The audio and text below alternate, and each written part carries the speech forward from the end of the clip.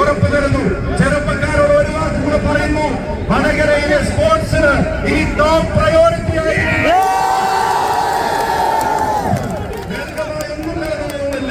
വാക്കിൽ പറയാൻ കഴിയാത്ത സ്നേഹമാണ് വടകര നൽകിയത്, കുറ്റ്യാടി നൽകിയത്. ഓരോ സെക്കൻഡിലും ഓരോ നിമിഷവും കിട്ടിക്കൊണ്ടിരിക്കുന്നത്.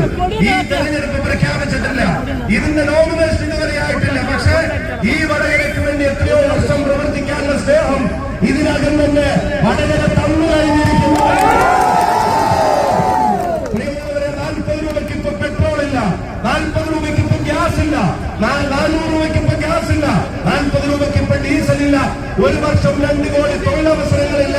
സ്വിസ് ബാങ്കിൽ നിന്ന് കള്ളപ്പണമൊന്നും തിരിച്ചു വന്നിട്ടില്ല. നോട്ട് നിരോധിച്ചിട്ട് കള്ളപ്പണം ഇല്ലാതായിട്ടില്ല.